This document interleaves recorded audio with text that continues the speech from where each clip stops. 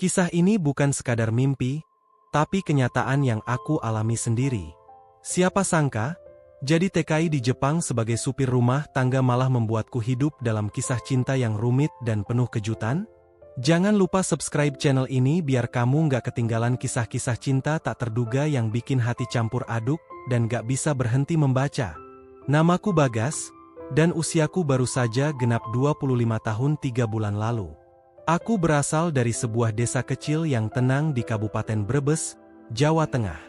Di kampung, aku cuma lulusan SMA, anak seorang petani bawang merah. Sejak kecil hidupku sederhana, pagi membantu orang tua di sawah, sore narik angkot seadanya buat nambah uang jajan. Tapi hidup di kampung kadang bikin kita merasa stuck. Aku nggak mau selamanya hidup begini-begini saja. Maka saat ada program kerja ke luar negeri sebagai TKI, aku langsung semangat daftar. Setelah proses panjang dan melelahkan, tes kesehatan, pelatihan bahasa, wawancara, akhirnya aku diterima untuk bekerja sebagai supir pribadi di Jepang. Jujur, waktu itu aku nggak tahu apa yang menantiku di negeri orang. Aku cuma ingin kerja keras, kumpulin uang, dan pulang bangun rumah buat ibu. Tapi takdir kadang bermain lucu. Bukan cuma kerja dan uang yang aku temui di Jepang. Aku malah terjebak dalam kisah cinta yang nggak masuk akal. Saat pertama kali menginjakkan kaki di Jepang, aku kaget bukan main. Bandara Narita begitu megah, orang-orang berjalan cepat seperti dikejar waktu, dan semuanya terasa asing. Waktu itu aku dijemput oleh agen dan langsung diantar ke tempat kerja pertamaku, rumah seorang janda kaya bernama Madam Keiko. Rumahnya besar, bergaya tradisional Jepang, tapi modern di dalam. Ada taman mini dengan kolam ikan koi, dan pintu-pintunya pakai sensor. Aku sampai kagum dan bingung harus bersikap bagaimana. Ketika pertama bertemu Madam Keiko, aku sempat grogi. Wanita itu berusia sekitar 43 tahun. Wajahnya kalem tapi anggun, dengan rambut hitam panjang yang selalu disanggul rapi. Sikapnya lembut, tapi tatapan matanya tajam dan berwibawa. Ia menyapaku dengan bahasa Inggris. Welcome, Bagas. I hope you feel comfortable here. Aku hanya menunduk dan menjawab terbata. Yes, madam. Entah kenapa, saat itu aku merasa seperti masuk ke dunia lain yang sama sekali berbeda dari hidupku di desa. Hari-hariku sebagai supir pribadi ke kosan ternyata tidak sesibuk yang kubayangkan. Setiap pagi, aku harus siap jam 7, menyalakan mobil, dan mengantarnya ke kantor atau pertemuan. Kadang aku juga diminta mengantar anak-anaknya ke kampus atau tempat les. Sisanya aku lebih banyak menunggu di parkiran atau istirahat di ruangan kecil dekat garasi.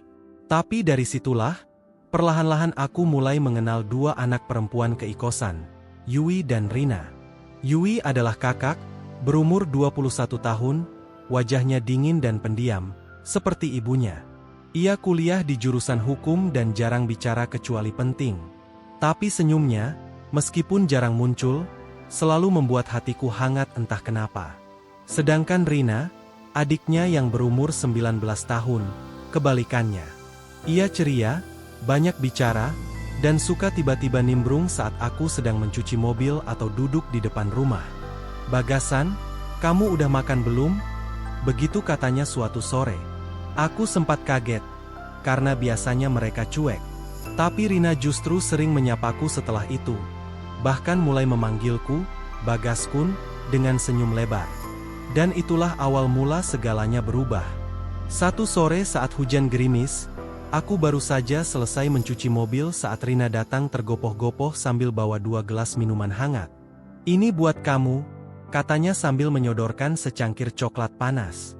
Aku menolak halus, tapi dia malah duduk di pinggir garasi sambil nyeruput minumnya sendiri.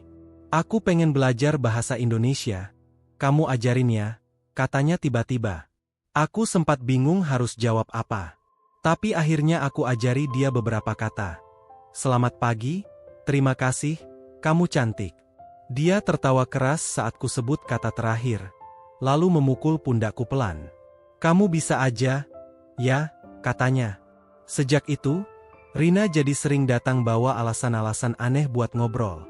Kadang cuma nanya nama-nama buah dalam bahasa Indonesia. atau sekadar cerita soal dosennya yang galak. Awalnya aku anggap biasa, tapi lama-lama aku sadar, dia mencari perhatian. Dan jujur saja, aku pun mulai menantikan kehadirannya. Ada rasa aneh di dadaku setiap dia duduk di sampingku, seolah rumah besar itu tak lagi terasa sunyi. Di saat aku mulai dekat dengan Rina, Yui malah tiba-tiba berubah. Jika sebelumnya dia hanya diam di kursi belakang mobil dan main ponsel, kini dia mulai berbicara lebih banyak. "Kamu tinggal di bagian mana di Indonesia?" tanyanya suatu hari saat kami dalam perjalanan pulang dari kampus. Aku kaget karena biasanya dia hanya mengangguk singkat setiap kali aku menyapanya. Aku jawab pelan bahwa aku dari Brebes, lalu dia tersenyum kecil. "Aku googling kemarin. Banyak sawah dan bawang merah." "Ya?" Aku melirik ke kaca spion, tak menyangka dia sampai segitunya. Beberapa hari kemudian, dia menitipkan bekal makan siang buatan sendiri. "Coba aja, aku masak pakai resep Indonesia dari YouTube," katanya sambil sedikit malu. Aku membukanya di dalam mobil dan menemukan nasi goreng dengan potongan ayam dan telur. Rasanya lumayan, tapi yang bikin aku terharu adalah niat dan perhatiannya. Sejak itu, aku mulai melihat sisi Yui yang berbeda. Mungkin dia memang tertutup, tapi perhatiannya dalam dan tulus. Dan disitulah kebingunganku bermula, karena ternyata bukan hanya Rina, tapi Yui juga mulai membuka hatinya untukku. Awalnya aku pikir semua itu cuma basa-basi. Mungkin Rina hanya merasa kesepian, dan Yui cuma bersikap sopan. Tapi makin hari, tanda-tanda itu makin jelas. Misalnya, suatu malam saat aku pulang dari mengantar ke kosan menghadiri acara makan malam, aku menemukan Rina duduk di depan ruanganku, memeluk lutut, dan menatap langit. "Aku cuma pengen duduk bareng kamu," katanya pelan, saat aku tanya kenapa belum tidur. Dia mulai curhat soal ayahnya yang meninggal ketika ia baru kelas 1 SMP. "Mama jadi dingin sejak itu. Dia kuat, tapi kadang, aku pengen dipeluk," katanya dengan suara nyaris berbisik. Aku terdiam. Aku tahu Rina sedang butuh seseorang, dan aku entah kenapa merasa harus ada di situ. Saat aku menepuk pundaknya pelan, dia menoleh dan memandangku lama. Hujan mulai turun tipis, tapi tak ada dari kami yang bergerak. Dalam diam, aku bisa merasakan ada sesuatu yang berubah malam itu. Bukan sekadar hubungan majikan dan supir. Lebih dalam, lebih lembut, lebih berbahaya. Esoknya, suasana di rumah sedikit canggung. Rina menyapaku seperti biasa, tapi matanya tak seceria kemarin. Yui, yang biasanya cuek, justru mendadak banyak tanya. Ia memintaku duduk saat menjemputnya di kampus. "Kamu suka musik Indonesia?" tanyanya. Aku mengangguk, menyebut nama-nama penyanyi yang kuputar diam-diam saat bersih-bersih mobil. Tiba-tiba dia menyodorkan satu earphone ke telingaku. Lagu dari smartphone-nya terdengar. Ternyata dia memutar lagu dangdut koplo dari YouTube. Aku nyaris tertawa, tapi dia justru serius. "Aku belajar ini karena penasaran. Kenapa kamu selalu senyum setiap nyanyi lagu ini?" Dari situ aku tahu, Yui bukan sekadar baik. Dia memperhatikan hal-hal kecil tentangku. Bahkan cara aku nyanyi diam-diam saat nyuci mobil pun dia tahu. Rasanya, aku mulai takut. Takut jika dua hati yang lembut ini benar-benar jatuh padaku. Aku cuma supir. Cuma TKI. Tapi perhatian mereka, tulus. Dan itu membuatku bingung setiap kali mata Rina dan Yui bertemu. Seperti ada perang diam yang tak ku mengerti. Puncaknya terjadi saat ulang tahunku.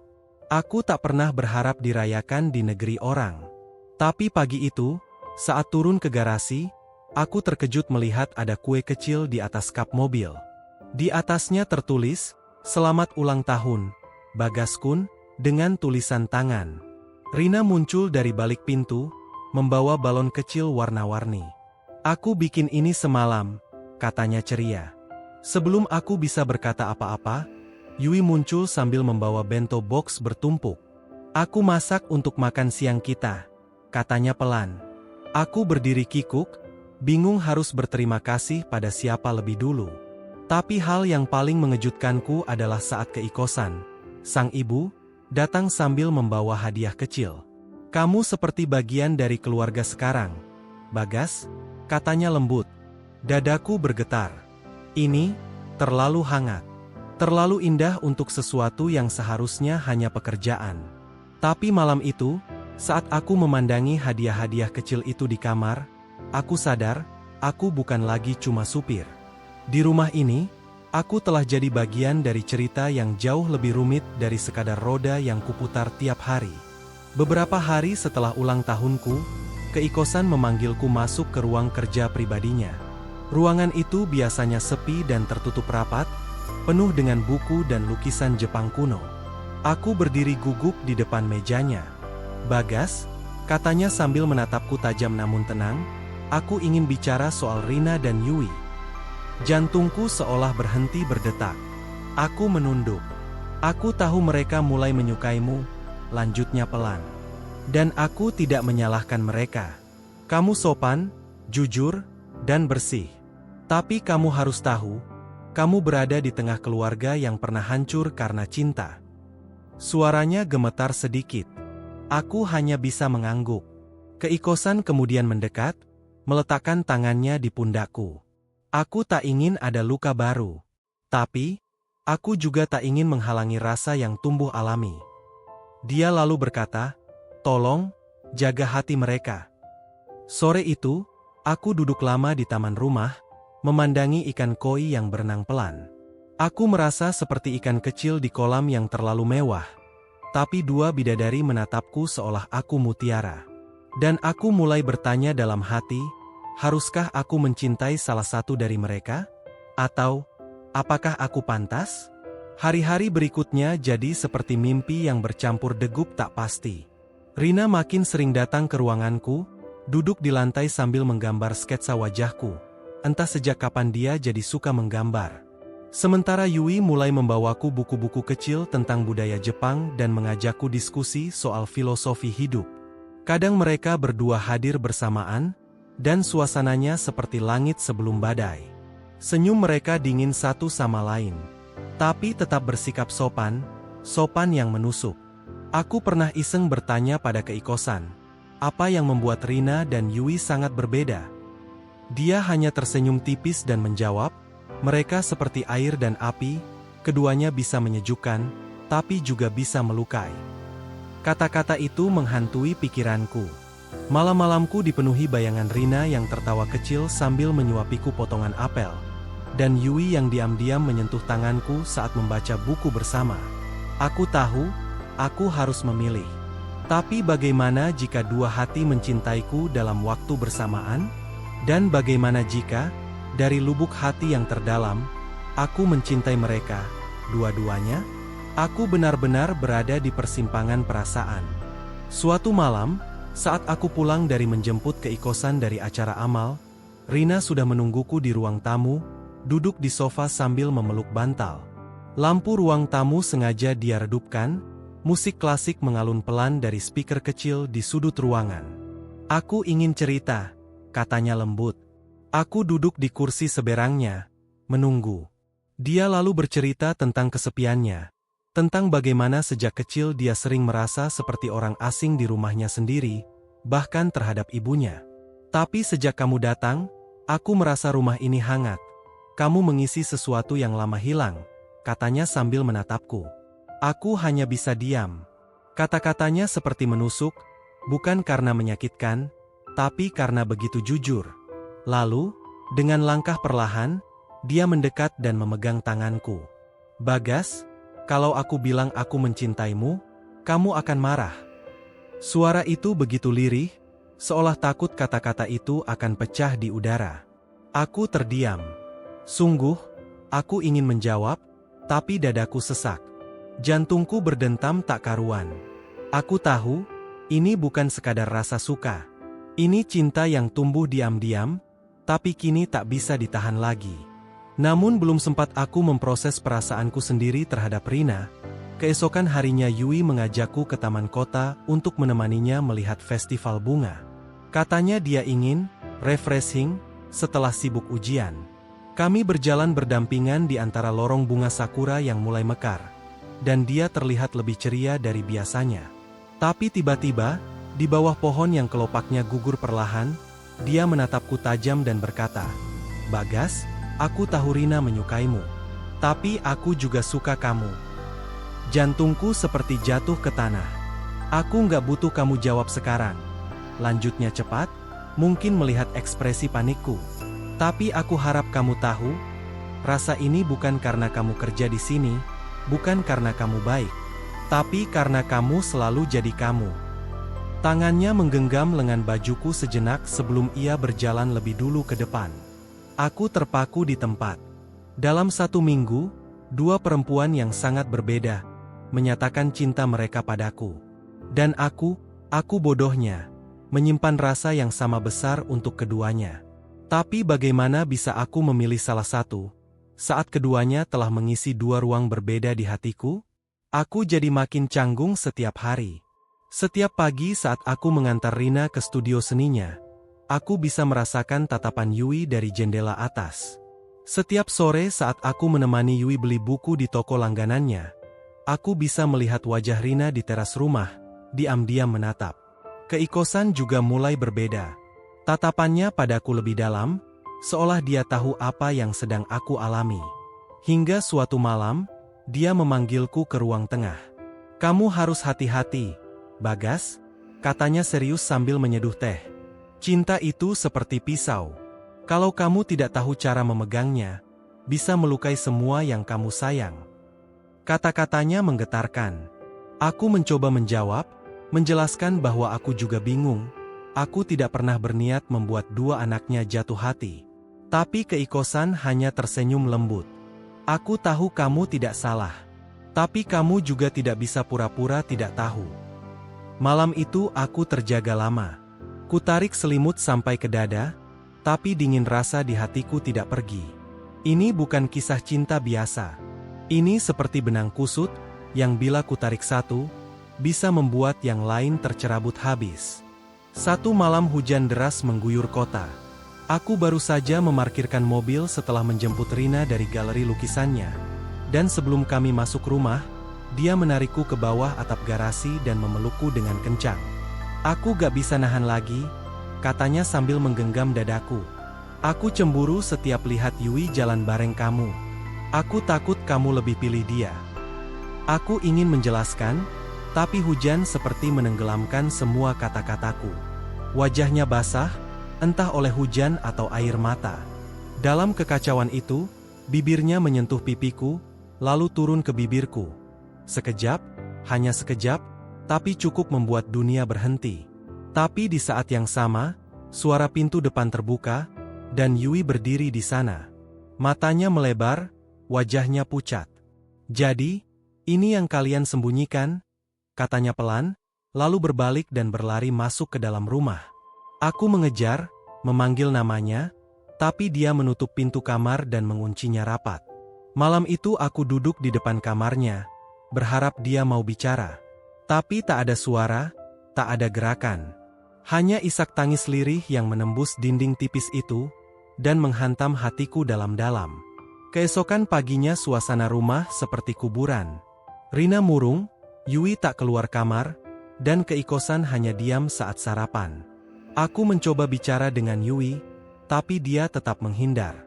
Saat aku pulang dari membeli bahan makanan, aku menemukan surat di depan pintu kamarku, tulisan tangan Yui. "Bagas, aku gak akan paksa kamu memilih aku. Tapi aku butuh waktu untuk pergi sebentar. Jangan cari aku." Aku berlari ke ruang tamu dan bertanya ke keikosan, dan dia mengangguk pelan. Dia berangkat pagi-pagi sekali ke rumah sepupunya di Kyoto. Rasanya seperti ditinggal pergi oleh cahaya. Aku kehilangan tawa Yui, leluconnya, bahkan tatapan penuh perhatiannya. Rina mencoba mendekatiku lagi, tapi aku tahu, hatiku belum selesai dengan luka yang baru saja terbuka. Malam-malam menjadi sunyi. Aku duduk lama di balkon, menatap langit gelap, dan bertanya, apa aku terlalu tamak karena membiarkan 2 cinta tumbuh bersamaan? Ataukah ini memang jalan takdir yang sedang mengajarkanku, bahwa mencintai itu tidak selalu harus memiliki? Waktu berjalan lambat tanpa kehadiran Yui di rumah. Sudah hampir 2 minggu sejak kepergiannya ke Kyoto, dan setiap hari terasa sepi, seperti rumah ini kehilangan warnanya.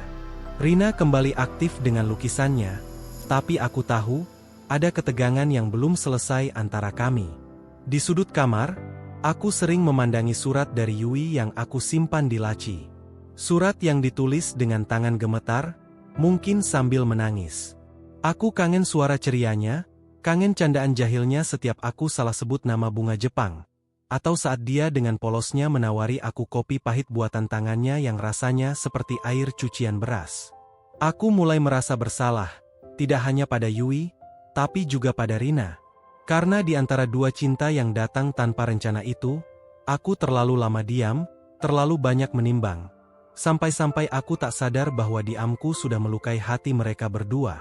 Dan malam itu, saat angin musim semi berembus lewat jendela, aku menatap langit-langit kamar dan sadar, aku tak bisa terus begini. Aku harus membuat keputusan, untuk mereka, dan untuk diriku sendiri.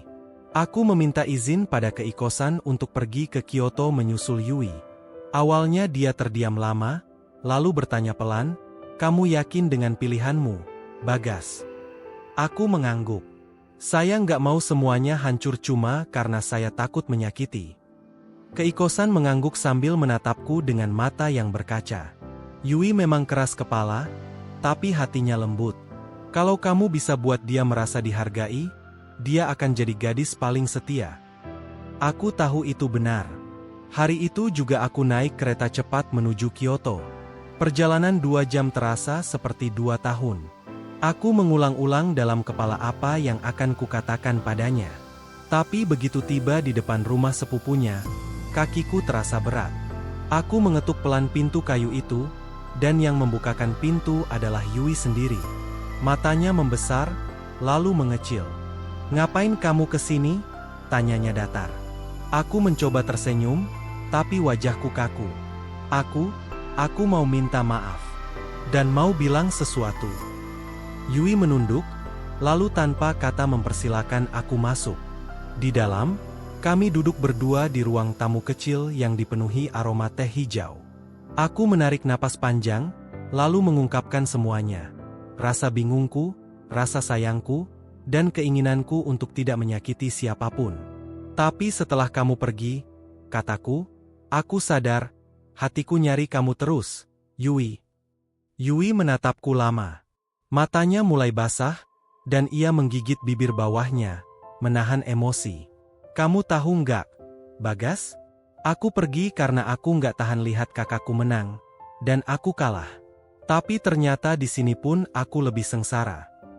Suaranya pecah, dan air mata itu akhirnya tumpah. "Aku nggak butuh kamu sempurna, atau tahu harus gimana. Aku cuma pengen kamu jujur." Aku mengangguk. Lalu aku genggam tangannya perlahan, dan untuk pertama kalinya sejak malam itu, dia tidak menepis. Aku menarik tubuhnya ke pelukanku. "Maafkan aku, Yui," bisikku di telinganya. "Aku nggak mau kehilangan kamu lagi." Hari itu, kami tidak berbicara banyak, tapi pelukan itu lebih dari cukup. Kadang, bahasa cinta tidak perlu kata-kata. Hanya butuh keberanian untuk tetap tinggal, untuk tidak lari dari luka. Yui akhirnya memutuskan kembali ke Tokyo bersamaku. Dan di dalam kereta, dia menyandarkan kepalanya di bahuku sambil berkata, "Aku nggak tahu masa depan kita gimana, tapi mulai sekarang, kita jalanin bareng-bareng ya." Saat kami tiba kembali di rumah, suasana canggung terasa di antara ketiganya. Keikosan menyambut kami hangat, tapi Rina, aku bisa melihat luka di matanya. Tapi dia mencoba tersenyum. "Selamat datang kembali, Yu," katanya. Yui tersenyum, walau wajahnya kaku. Aku tahu butuh waktu bagi mereka untuk benar-benar saling menerima lagi. Malamnya, aku duduk berdua dengan Rina di taman belakang. Aku ingin bicara dari hati ke hati. "Rin, maaf aku bikin kamu sakit hati. Kamu perempuan luar biasa. Tapi aku harus jujur sama diriku sendiri, dan sama kamu." Rina menunduk. "Kamu nggak perlu jelasin, Bagas. Aku tahu. Mungkin aku memang harus belajar menerima bahwa nggak semua cinta dibalas." Aku menggenggam tangannya, Bukan untuk memberi harapan, tapi sebagai ucapan terima kasih atas keberaniannya mencintai. Tapi kamu tahu, aku bersyukur pernah kenal kamu. Kamu kasih aku rasa yang gak pernah aku punya sebelumnya. Lalu dia tersenyum kecil, lalu pergi meninggalkanku di taman. Dan malam itu, aku menatap bintang sambil berpikir, kadang kita harus kehilangan seseorang yang baik, untuk bisa bersama seseorang yang membuat kita merasa utuh. Beberapa bulan berlalu. Hubungan kami perlahan kembali membaik. Rina mulai dekat dengan seorang pelukis muda dari Osaka, dan aku benar-benar senang melihatnya tertawa lepas lagi. Sementara itu, aku dan Yui menjalani hari-hari yang lebih jujur, tanpa lagi menutupi perasaan. Bahkan keikosan semakin mempercayakanku urusan rumah dan bisnis kecilnya. Suatu sore, saat aku dan Yui duduk di balkon menikmati matahari senja, dia menggenggam tanganku dan bertanya, "Bagas, kamu masih mau kerja di sini sebagai supir?" Aku tertawa. "Kenapa? Mau pecat aku?" Yui menggeleng pelan, lalu menatapku serius. "Aku mau kamu jadi bagian dari keluarga ini. Bukan sebagai supir, tapi sebagai pasangan hidupku." Jantungku berhenti sejenak, lalu berdetak ribuan kali lebih cepat. Aku tak menjawab, hanya mencium keningnya dan berkata, "Kalau kamu siap, aku pun siap." Dan saat itu juga, aku tahu bahwa dari semua lika-liku yang aku lewati, cinta sejati memang tidak datang dalam bentuk yang sempurna. Tapi ia datang di saat yang tak terduga, dari orang yang tak pernah kita bayangkan, dan meninggalkan jejak yang tak akan pernah hilang. Inilah aku, Bagas, pemuda desa yang datang ke Jepang hanya sebagai supir, tapi pulang membawa hati yang penuh cinta.